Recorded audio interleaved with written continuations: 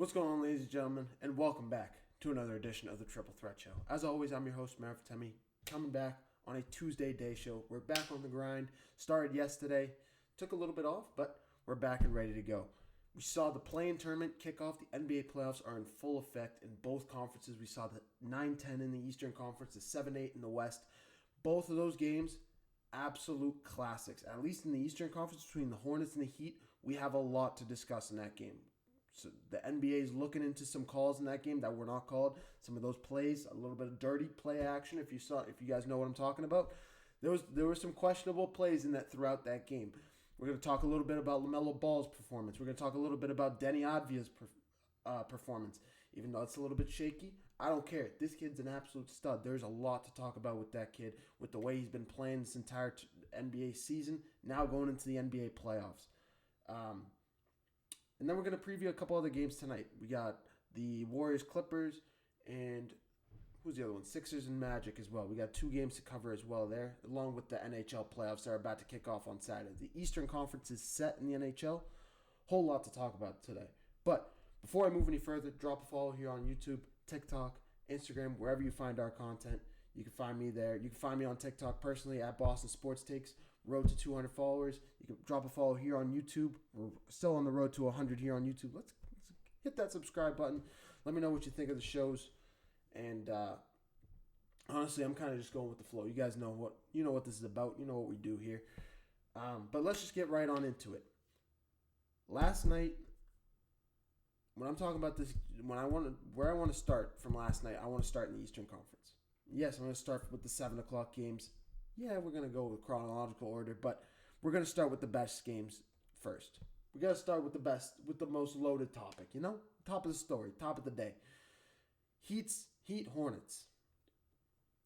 A game that a lot of people, I personally thought the Hornets were going to run away with it. I thought the Heat kind of didn't even want to be there, so to speak. But the Heat brought it. They brought their energy. They brought their performance. They brought every bit of effort that they could put out there. And Eric Spoelstra deserves credit because he does this almost every year in and year out. He's been in the play-in tournament every single year since 2021.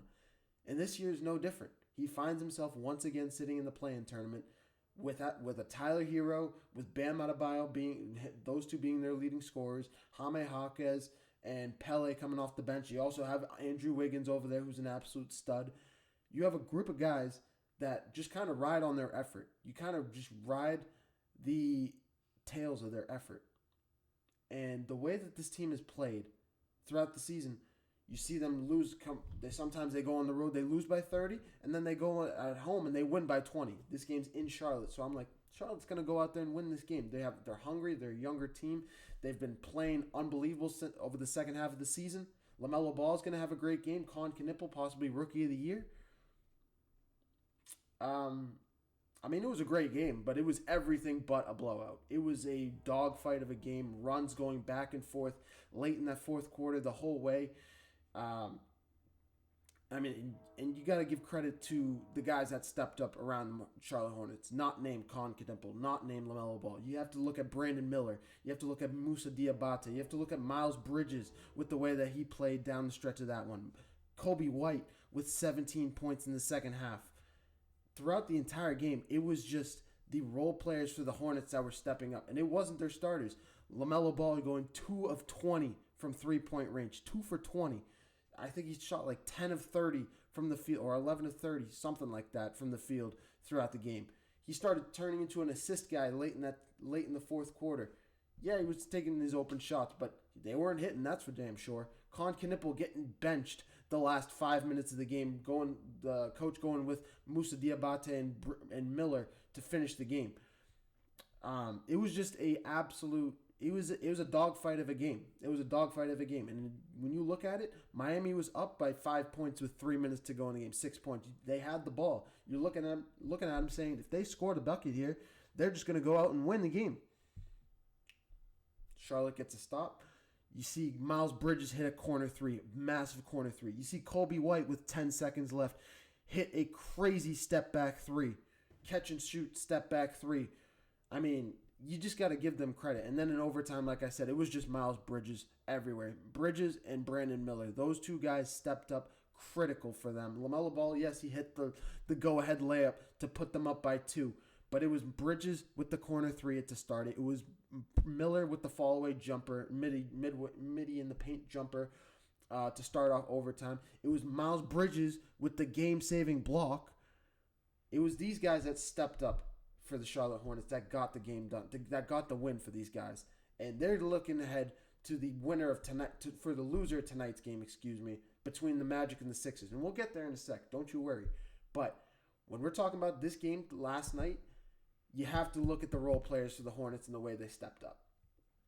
They stepped up critical, and if it wasn't for them, they wouldn't even be in any sort of situation, any sort of place to even have a chance in this one. They wouldn't even be in the conversation. It would have been a blowout for the Miami Heat if it wasn't for the guys that stepped up for the Charlotte Hornets there. But overall, like I said, it was just an unbelievable performance from the role players, and they deserve all the credit in the world for what they continue to do, what they have been, and what they continue to do. I'm trying to I forgot to turn on my TikTok. That's my bad. Hold on real quick. I'll just cut this in the cap cut for the final product. If nobody's watching this live, it's all good. Why does it say chat and interview? Whoa. No. End that. End. Fix that. Chat and interview? Hell no. Switch it to... There it is. Fitness and sports. There you go. All set. And we're good. Yeah, like I was saying though, it was all about the role players that stepped up for the Charlotte Hornets last night, and they when you look at the game and how they played and who deserves the credit for the way they played, it's their bench. It's their role guys. It's the guys that are unspoken behind Knipple, behind LaMelo Ball. Now that that's all done and said, there are two things that we kind of need to go over. First of all, Bam Adebayo went out in the second quarter with I think he went with a bone bruise, with a hip injury, something like that. I don't know exactly what the details are on his injury, but I do know one thing. There's a video going around on LaMelo Ball pulling Bam Adebayo's leg, and if it should have been a flagrant 2, I think they called it a flagrant, or no, they didn't call it a flagrant foul at all, because the play ended up keep going, and they actually hit a transition dunk while Bam Adebayo was sitting on the ground, rolling around on the ground in pain. There's a video showing LaMelo Ball pulling Bam Adebayo's leg. Do I think it was a dirty play? Yes. Do I think it warranted a flagrant 2 that would have pulled LaMelo Ball from the game? I personally don't think so. Why? Because LaMelo Ball is a star player. He's the leader of that Charlotte Hornets team. He's the reason why he's pretty much the reason why essentially they're as good as they are. Yeah, they're a great team, but they wouldn't be as good of a team as they are if it wasn't for LaMelo Ball, if it wasn't for Con Knipple, if it wasn't for what LaMelo Ball specifically does for that team. Do you realize that he had 10 assists last night? He also put up 30 points. Yeah, he shot 12 of 31, like I said, and 2 for 16 from 3. But he still finished with 30 points in this game with 10 assists. He still had a steal and a block on top of that. He still played decent. I'm not going to get to his defense because that's something we're going to get to in a sec. Don't you worry. But offensively, he is pretty much the facilitator of what the Hornets do. Con Knipple is a good player. He also shot 2 for 12, 0 for 6 from 3. He also got pulled in the last 5 minutes of the game in the fourth quarter for Grant Williams to play over him, for Moussa Diabate to get the nod over him. Because Con Knipple, first of all, he was getting picked on defensively. Second of all, he just couldn't get it done. It looked like the stage was too bright for him, so to speak. And that's the biggest thing I was worried about for the Charlotte Hornets team. If the spotlight was going to be too bright. Yeah, they had the lead going into the fourth quarter, but you saw a quick, fast, and in a hurry in the fourth quarter. They lost that lead. They were down by 9 points with like 5 minutes to go. They were down by 6 with 3 minutes to play. And it was guys like Miles Bridges, like Brandon Miller, that clawed them out of that space, that got them back into the game. All I'm saying is it was a bad shooting day for the two star players of this team, but it was the other guys around them that stepped up and made it work. And when you look at the Bam Adebayo situation, like I said, I'm just personally I'm along the lines of he's gonna get fined today. No doubt in my mind he gets fined today. No doubt in my mind it should have been a flagrant 1 penalty, but I don't think it should have been a flagrant 2. I don't think it warrants suspension. This is also the second time this has happened. If you look back last year, he did something similar to this. But what I'm saying is, this isn't a situation like a Draymond Green. This isn't a Zaza Pachulia. This isn't like a guy that undercut somebody. Did he pull his leg? Yes, he did. He absolutely did, and it was a dirty play. It was dirty. But I'm not saying it was anything extreme and egregious. It was just a dirty play. It was an intentional act.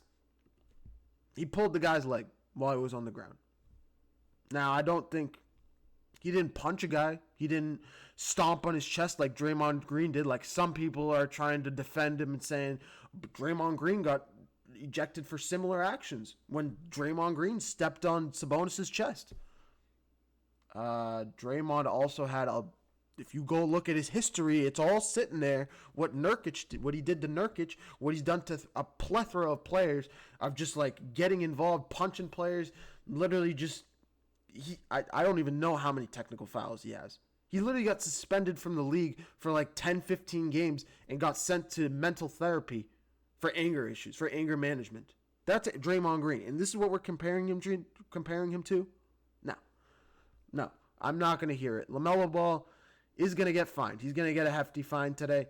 Is he going to learn from it? We'll see. But that's actually not even my biggest problem with LaMelo Ball. Because after this game, I wanted to look ahead. And I want to look ahead first of all, say they're going to play the Sixers. If they play the Sixers, this is relevant. If they don't play the Sixers and they play Orlando, they'll beat Orlando regardless of what I'm about to say. But if when they play Detroit in the first round, it's going to matter. LaMelo Ball defensively might be one of the worst players I've ever seen. Ever. It's not close. If you guys watched what I watched last night, I'm sitting there watching the TV with like 8 minutes to play in the fourth quarter, all the way through overtime, and I'm saying, why every time when there's a transition play, or even when there's a side-out play that Miami gets a side-out opening, Davion Mitchell's sitting by himself hitting wide open threes. Tyler Hero's sitting on the top of the key hitting wide open threes. Andrew Wiggins, I don't know his first name, but Highsmith as well. Khalil Ware sitting at the top of the key, wide open from three. It's every single time. It is every single time. And then I started saying, what's the problem here? I start keying in on LaMelo Ball. LaMelo Ball sitting there sleepwalking. He's just sitting there walking on defense like he's walking through a parquet, like he's walking through a parade. Literally watching as a guy with his hands behind his back, as a guy just runs behind him. He's like, oh, this guy. Oh wait, you just ran by me? I didn't see you there. Hey, bro, are you serious? LaMelo Ball, you gotta have a better sort of awareness of what's going on in a situation like this. You need to be able to see the players around you. You have to at least be able to play 1v1 defensively. You have to be able to guard your guy individually. And if you can't do that, go back to the AAU squad, go ride the bench for a little bit, and have your coach go into practice and run you through defensive drills and teach you how to play defense.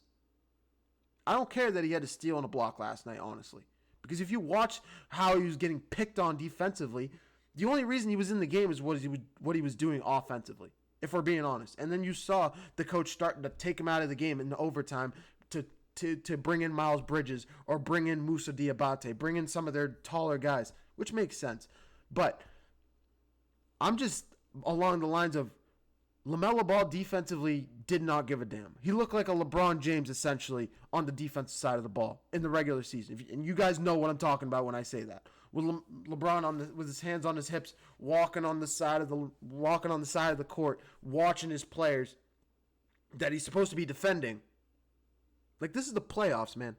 This is the first round of the play. This is your first playoff appearance. This is a big deal for you as a quote unquote top 10 point guard in the league, which I would probably put him at like somewhere within 12 or 15. Offensively, yeah, you're great, and you're a great assist guy. You can shoot the ball. You can play great offensively, but offense isn't going to get it done in the playoffs. You got lucky that Miles Bridges was able to bail you out of this game. You are lucky that Kobe White caught on fire, had 17 points in the second half, and hit that corner three to go to overtime. Because if you lost this game, we would be talking more about LaMelo Ball's defensive performance than we would about anything. His defensive performance in that game was abysmal. And we're going to talk about it if they play the Sixers on Friday or Thursday, whenever they play them, or if they play the Detroit Pistons on Saturday, we're going to be sitting there talking about this. So that's all I got to talk about LaMelo Ball. It's a lot to unpack, but it's something that we need to talk about with this kid because he's supposed to be a quote-unquote great player, and he is offensively. But you're not great if you're a defensive liability. If you're worse than Luka Doncic is, yeah, teams are going to have their way with you. Bam Adebayo wasn't in this game. Miami doesn't have a legitimate point guard. I like Tyler Hero, but he's more of a shooting guard than a point guard. Say you were playing against Steph Curry. Say you were playing against Cade Cunningham or Jalen Brunson or even James Harden. They would have their way with you. It wouldn't even be close. It would not be close.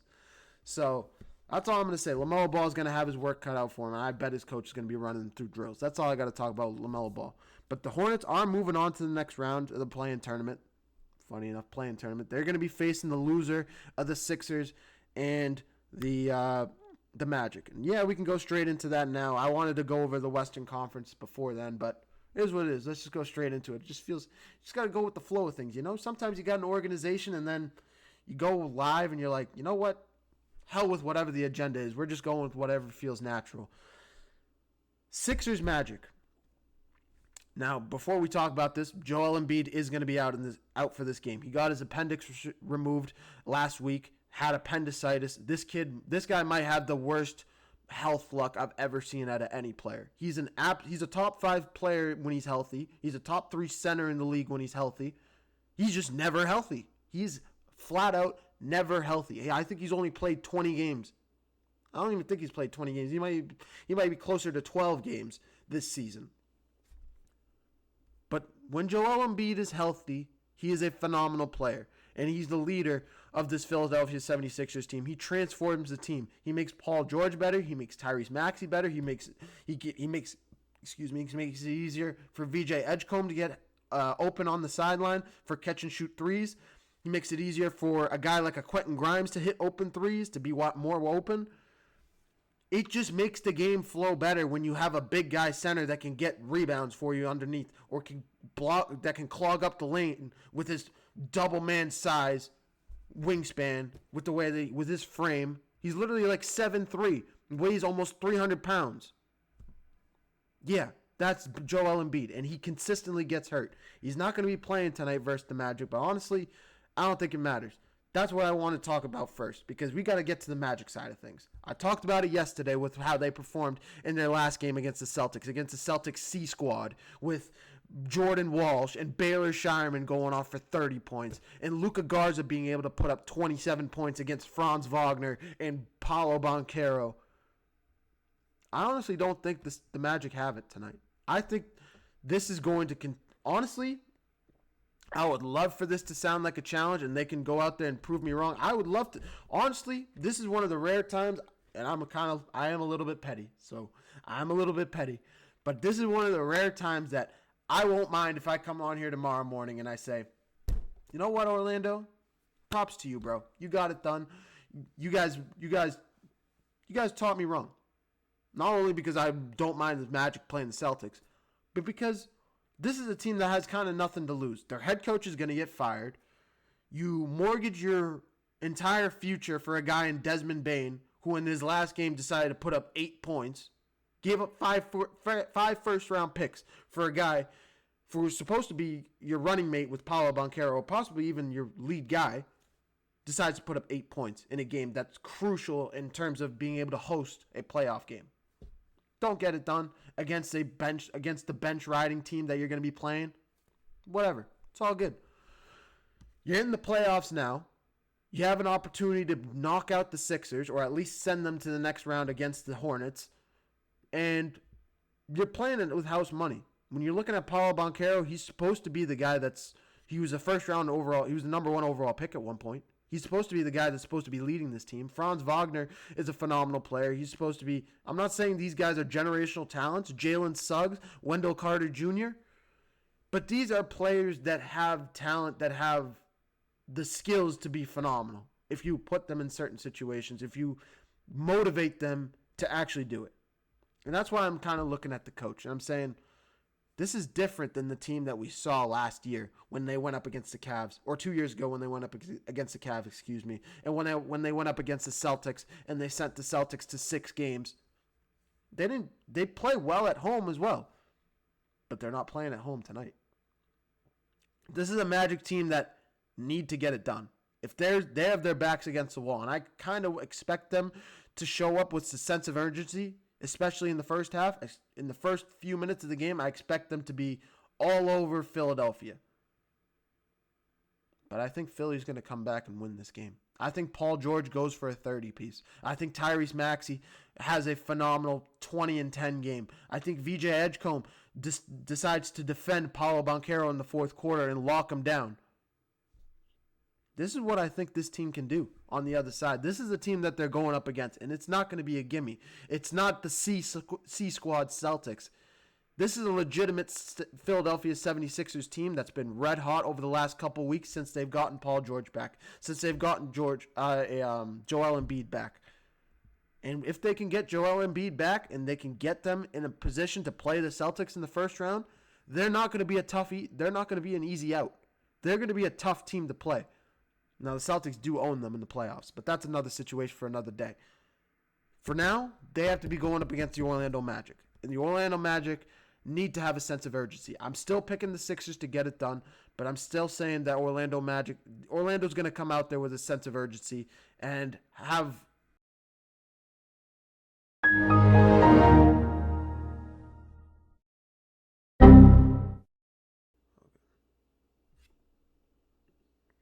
Alrighty, ladies and gentlemen, we are back. Sorry, I disappeared for a little bit. My laptop decided to suck.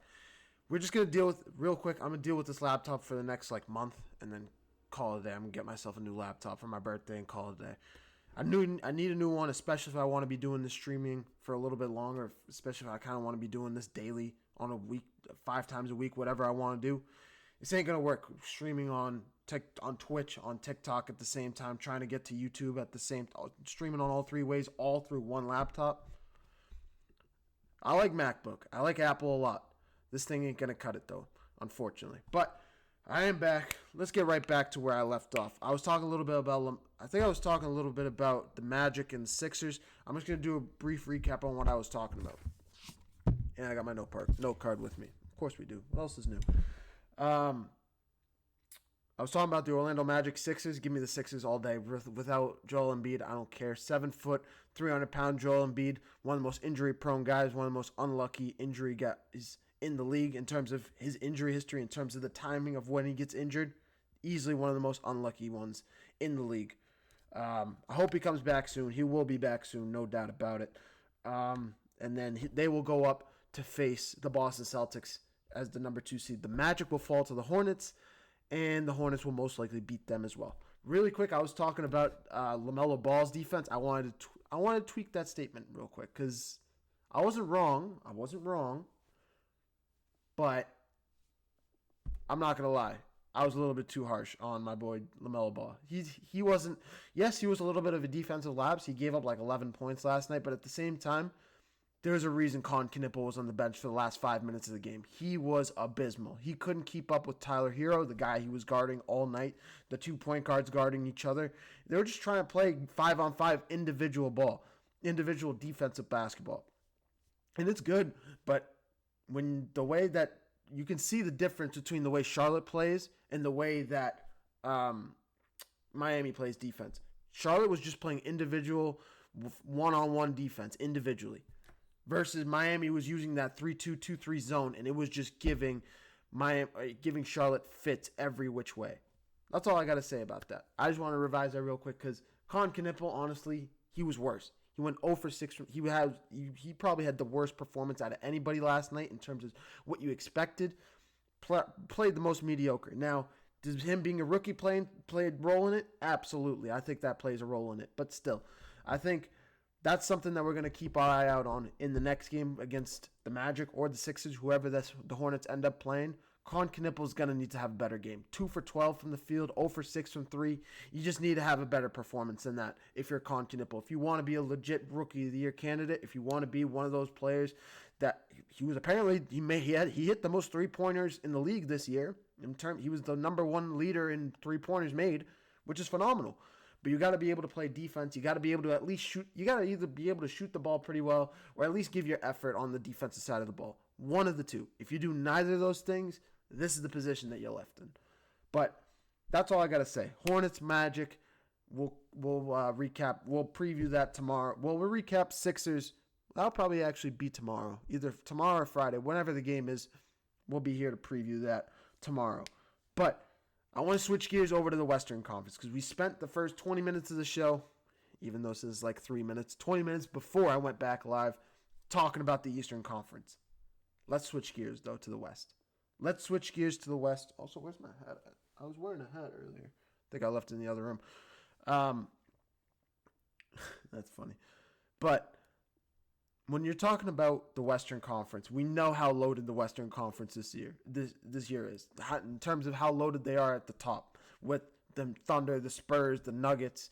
Even you could throw the Lakers in there when they had Luka and Austin Reeves. The Timberwolves, the Rockets. I just named 6 teams, and I didn't even get to Steph Curry and the Warriors, or Kawhi and the Clippers, or Phoenix and Devin Booker and the Phoenix Suns, or Denny Avdija and the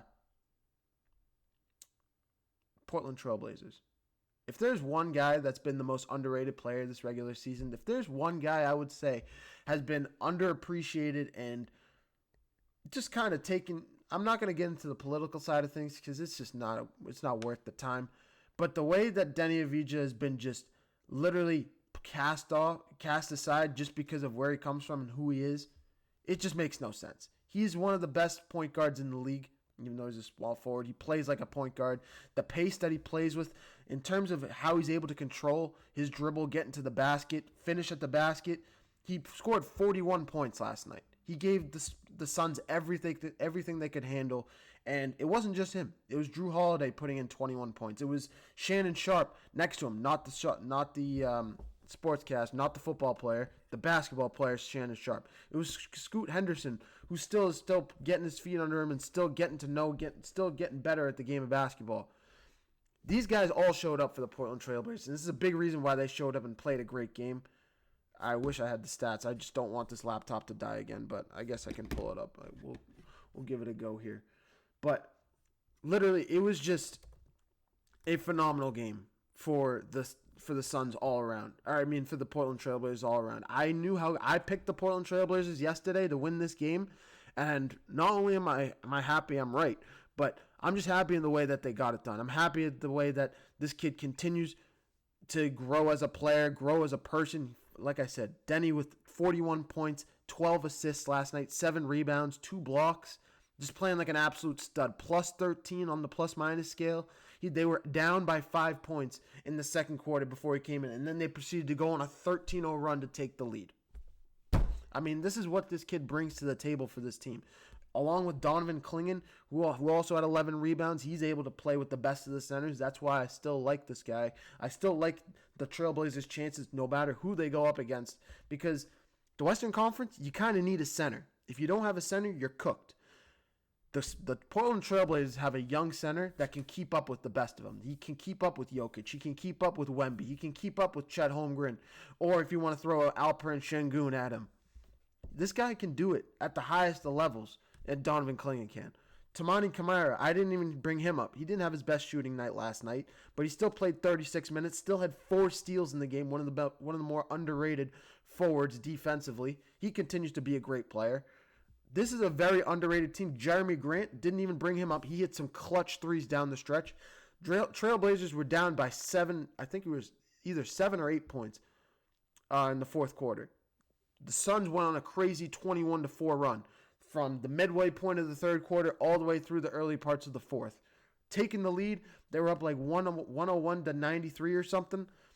And I no joke. Had the game on, I'm like, you know what? I'm just going to go to the bathroom. I'm just sitting there scrolling on Instagram. Next thing I know, while I'm trying to get up, I hear from the damn TV, the Suns are down by 4 with 3 minutes or we're down by 3 with 4 minutes to play. Like, you got to be kidding me. I run back up. Yeah, man. And that's exactly what I'm talking about. It was all Jeremy Grant that was able to get them back in this game. It was all him that was able to get it done. And like I said, Denny was able to get it done late in the game, get into the hole.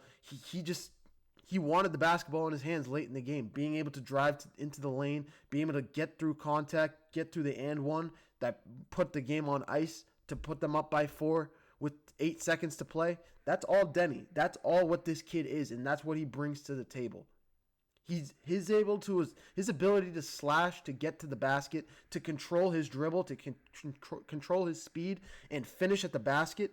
We used to complain at Jaylen Brown, as a Celtics fan, we used to complain at Jaylen Brown and Terry Rozier for being uncontrolled at the basket, being out of control at the basket and not being able to finish.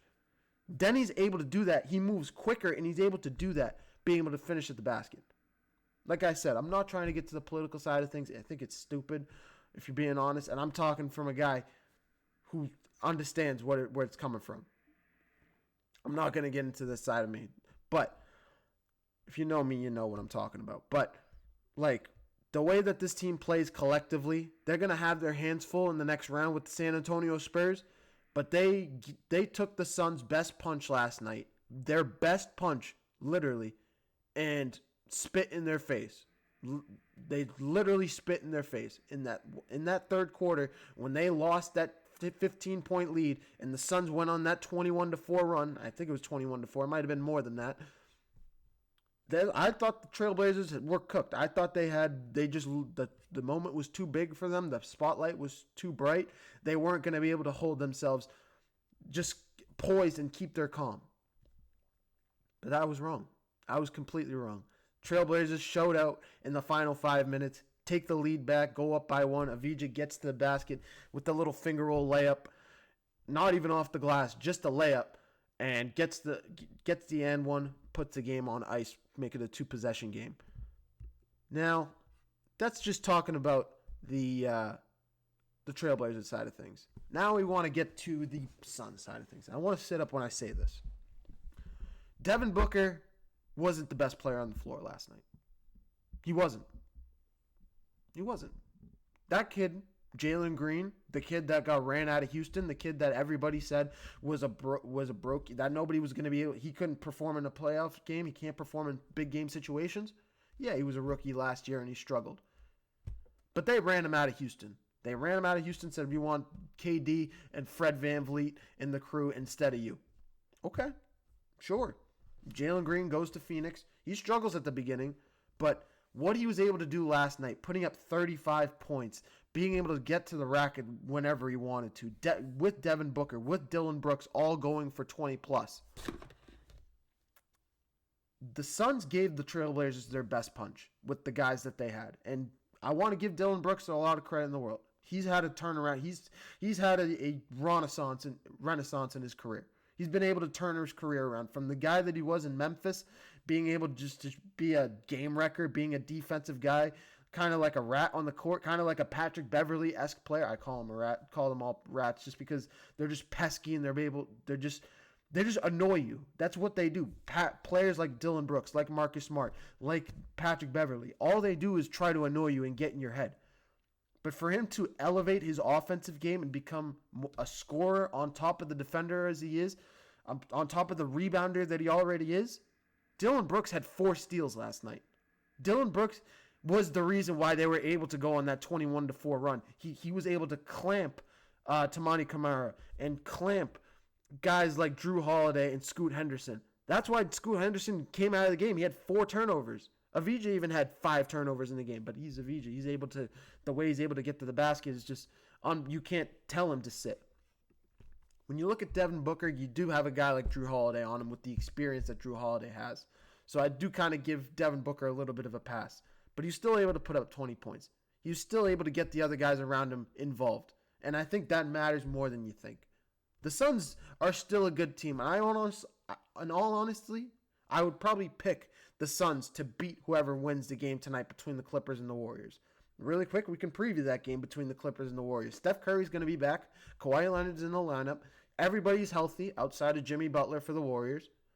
Even Brandon Podziemski, who got hurt in the final game of the season, he's going to be playing tonight. Now, that's going to be something that we're going to be keeping our eye out on. If he's healthy and he plays to his best, I think the Warriors can win this game. But I don't think he's going to be at his best. I think he's going to be hobbled. Steph Curry's still going to be sitting there playing on an island by himself with Al Horford in the crew. Yes, he's a good player. Even Al Horford's a good player. But Steph Curry's sitting there by himself on an island. And he's not going to be able to put up 100 points and beat the Clippers. Not playing against Kawhi Leonard and the defense that Kawhi Leonard knows how to play. He might be a little bit old, but Kawhi Leonard is still the Claw. He got the nickname the Claw for the reason. He was Defensive Player of the Year for a reason. He was Finals MVP years ago when he was in 2014 or 2015 because of the defense that he played, or it was 2014, because of the defense that he played on LeBron James. That's the kid that Kawhi Leonard is. That's the player that he is. That's the defensive tenacity that he brings on that side of the ball. The Clippers are going to win this game tonight. They're going to knock out the Warriors. I'm sorry to say, because of the firepower that team has with Darius Garland, with the crew that they have built over there in LA. They're a team that you don't want to face in the playoffs. Now they're going to be going up against the Thunder, so the Thunder don't really care. But they'll be going up against the Suns. So we'll see how that all matches out. I'm going to pick the Suns in that matchup if it all ends up happening. But give me the Clippers tonight against the Warriors. I don't think tonight's games are going to match up to what we saw last night. I think that's just a sight. That's just how it goes in the NBA sometimes. But it should be some good games regardless. Hopefully not some blowouts. Maybe the Sixers blow out the Magic, but I don't think the second game will be a blowout. It should still be close. Clippers go on to play the Suns. The Suns will beat them, and the Hornets will go on and play the Magic. Hornets will beat them. So the Hornets will go up to play the Hornets will play the Pistons, and the Suns will go up to face the Oklahoma City Thunder in the first round. The Hornets and the Pistons should be entertaining, because if you remember what the Pistons and the Knicks was last year in terms of their physicality, going back and forth against one another, that's what the Hornets and Pistons have been all season long throughout the season series. Now we get a 7-game series of that. It should be a fun one. I don't think it's going to be close, but it should be an entertaining one. And then Suns Thunder, we'll see how that all plays out. Should be a 4-game sweep for the Thunder. I gave my full breakdown on the rest of the playoff series that are going down in the first round. And my other video I did yesterday, be sure to check that out because you can get all my takes there. But outside of that in the NBA, I did want to switch gears over to the NHL because the Eastern Conference is officially set in the NHL. Yes, hockey is still relevant. Yes, the NBA is still going on and we're still talking about hockey. We're still doing it. It's the middle of it's the last. We're in the second to last day of the NHL regular season, and the Eastern Conference playoffs are set. So we have to get. I wish I had my Bruins hat. My Bruins hat's in the other room. I'm not going to get it because I know my laptop's going to die by the time I come back. But really quick, we're going to start with the Bruins because this is a Boston show. It's what we do. Bruins and Sabres in the first round. Is it going to be a good series? It should be. Is it going to be an entertaining series? It should be. Are the Sabres the number 1 seed in the Eastern Conference for a reason? Yes. But if you didn't know, because I did pull these stats for a reason, Bruins hold the season series 3-1. They won that overtime game in their latest bout like a couple weeks. I think it was 2 weeks ago, maybe 3 weeks ago. Zaka hit that game-winning shot in overtime. Bruins have a 3-1 series lead in that one. In terms of points, the Sabres have the lead on that. They had 108 points. They led the East. They didn't lead the Eastern Conference. They were second in terms of record in the Eastern Conference, fourth in terms of the entire NHL in terms of record. They were 9th in goals against, 5th in goals scored per game at 3.4. They're one of the best teams on the penalty kill. The Bruins, on the other side, are one of the best teams on the power play. And I think that's something that we're going to need to watch out for, that's going to be the disparity, how the Bruins are able to handle the power play, if they're going to be able to score goals on the Sabres, and if the Sabres are going to be able to kill those penalties and score on their own penalties themselves. The Bruins are 24th in the NHL in terms of the penalty kill. Not best. Not very good at all. 76% the time they're able to kill the penalty. Not a good stat at all. 24% of the time versus 18 for the Sabres. It doesn't seem like a lot, but trust me, when you play an 82-game season, it's a lot in the NHL. But I'm going to say this is easily the Bruins' favorite. This is what the Bruins wanted. This is the matchup that they wanted in the first round. They get it against the team that they've had the most success in the regular season. It was either them or the Lightning or the Canadiens, which, hell with that. Tampa Bay kills us every year, and Montreal is probably the best team in the Eastern Conference this year in terms of how they've been playing down the stretch. So give me the Sabres to continue to – so give me the Sabres any day. It'll probably go 6 games. I would say 6 or 7 games max. But give me the Sabres to beat the Bruins in a tough one. It's going to suck. It is what it is, though. The Bruins haven't been a good team. They weren't even supposed to be here, if we're being honest, with the players that they lost. They lose Brad Marchand. They've just been rolling with just kind of guys that you didn't even expect to be here. Fraser Minton that they get from the Dallas Stars. Victor Arvidsson. He's been a good player that they've picked up down the stretch. They haven't been their best. Their leading scorers have been like Morgan Geekie, and Pasta hasn't even been able to get it done. Pavel Zacha has been able to get it done a little bit around the net, but they haven't been able to. Korpisalo, their goaltender, they've been switching between him and Jeremy Swayman. Both of them can't figure it out. It's like rolling a dice, whichever one you want to play. Sometimes they play really well. Other times they play like they haven't played goalie as an NHL player ever in their life. So all I'm saying is this should be a phenomenal series. It should be entertaining. The Bruins do have the size on the Sabres. They're the tallest, biggest guys in the NHL. But I'm still rolling with the Sabres, and with their roster that they've put together, with the momentum that they've had all year long. Bruins have also just finished up having a 5-game losing streak. Outside of these last 2 wins that they've had against the Devils and the Blue Jackets, they had a 5-game losing streak. Lost to the Panthers, lost to the Lightning twice, lost to the Flyers, and lost to the Hurricanes. 3 of those teams are playoff teams. And like I said, they lost to the Lightning twice. So that's 4 losses to playoff teams. All in a row. And you lose to the Panthers, who aren't even sniffing the playoffs this year. I don't know. It speaks for itself what this team has been through this entire year. And I do want to give them credit because you didn't expect them to be here. But their season ends in the first round. They go home in 6 or 7 games, and that's that for the Bruins. Outside of that, we get the Lightning and Canadiens. This should be a 7-game series, no doubt. These 2 teams are the 2 best teams in the Eastern Conference. Outside of, I would say maybe, or not even maybe, outside of the Carolina Hurricanes, these are the 2 best teams in the Eastern Conference, I would say, for sure. The Canadiens, I think, win this series in 7 games just based on how they've been playing throughout the season, lately down the stretch especially. They do lose that tough game to the Flyers to close the season, but they've just been getting wins left and right. They beat the Lightning in their latest game just a week ago. This is just going to be a phenomenal series. They've had the series. They won the season series against them as well. Give me the Canadiens to win this series in 7 games. Senators and Hurricanes should be another good series. Senators have been coming up late as we've closed the season. They've been a phenomenal team down the stretch, but give me the Hurricanes to win that in 6 games. And then you get the Penguins and the Flyers. Credit, major props to Sidney Crosby with how he's been playing down the stretch. He's been able to just pretty much turn this season around for this team.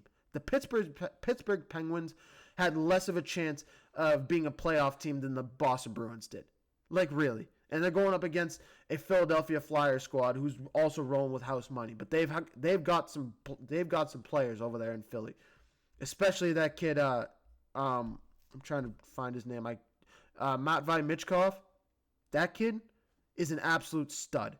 He's been a stud for them for the last 2 years. And he continues to play. He's a 21-year-old, just started in the NHL. But he's going to be an absolute stud in this league. Give him time to grow and play around his teammates and grow as a player. He's literally just he's 21 years old. Had 19 goals and 22 assists this year in 48 games. Like, you got to be kidding me. He's He's just ready to play at the right time. He's where he needs to be. His pace, his space. He's able, the way he's able to roll down the ice with such control and finish at the net. He's the best scorer on the team, and honestly might be the best scorer on this series. In this series, he's going to give Sidney Crosby a run for his money, only because Sidney Crosby's a little bit older. That's the only reason I say that. But this series is going to be a close series. It's going to be a phenomenal series. I'm going to say it's going to go to 7 games between these two teams. But give me the Flyers to beat the Penguins in 6 or 7 games. I would say 7, honestly. But that does it for the Eastern Conference. The Western Conference we're still waiting on. I'll have a breakdown as we get into tomorrow. I'll probably have a full breakdown of the teams that are still waiting. The Kings are still trying to climb up the ranks, trying to catch the Mammoths for the number 1 wildcard seed. That's a big-time deal. If you can avoid the Avalanche, God pray whoever has to play the Avalanche in the first round. But if you can avoid them, you're in a good spot. Stars and Wild are pretty much locked for a matchup. Give me the Stars to win that series in 5 games. I do like the Wild. They've had a good season. Jim Montgomery continues to coach a team, former coach of the Bruins, still continues to coach that team and turn that team around, has turned that team around over the last 2 years, but still give me the Stars. The Stars have been the best team outside of the Avalanche. Throughout the regular season, they've been the best team in the league outside of the Avalanche. Give me the Stars to beat the Wild in the first round. And then, like I said, I think the Knights and the Oilers are also locked up. Actually, no, they're not. I think that the Knights have to play. They play the Kraken tonight. If they win that game, they can clinch the number 1 seed in the Pacific Division. If they can do that, they'll set themselves in a date with the Edmonton Oilers. And I'll be honest, the Oilers are going to eat them alive. Connor McDavid and Leon Draisaitl are ready to go. They're going to win that series in 6 games, I would say. It'll still be a close series. It'll still be a good series. Vegas does play really tough and physical, but give me the Oilers with the pace that they play at to just outspeed them, outrun them everywhere you look. Give me the Oilers to win that series in 5 games. Ducks are still hanging around over there, so we're still waiting to see where they end up. They're sitting at the 3 spot. They could climb up and catch the Oilers for the 2 spot, but we'll see how that all plays out. Give me the Oilers to still hold that 2 spot. They take on the Canucks tomorrow. That's why I'm saying you got to wait. I'll be back tomorrow to preview the last of the games to see where everyone ends up in the NHL, specifically in the Western Conference. Outside of that, the only thing I wanted to talk about outside of that was the Red Sox, who continue to suck. 7-11 this season. They actually win today. They beat the Minnesota Twins 9-5 after getting shut out yesterday 6-0. Win the final game of the series, so they don't get swept by the Twins. They only lose 2-1, but they're 7-11, and that was after Garrett Crochet 11 inning, 11 whatever. He gave up 11 runs in 2 innings. It's just been a mess in Boston to start the season. So this is something that we're going to keep our eye out on. And like I said, every time I talk about baseball, when I got Jeremy with me, when I got Nolan with me, I'll be able to talk a little bit more about baseball because I can just rely on their knowledge and just throw them questions and just throw them lobs that they can just answer for me. I just look off the stat sheet. I know the rules. You just ain't going to catch me watching the games. That's all I'm going to say. This is a Boston show, so we're going to talk about them. I'll watch as we get closer throughout the season, but that's it. Outside of that, like I said, give me the Sixers tonight. Give me the Clippers. I went 2 for 2 last night, so we'll see if we can go for 4 for 4. I'll see you guys tomorrow, but adios for now. And hopefully, next time my laptop won't die. I promise. I'll make sure it won't happen again. Peace.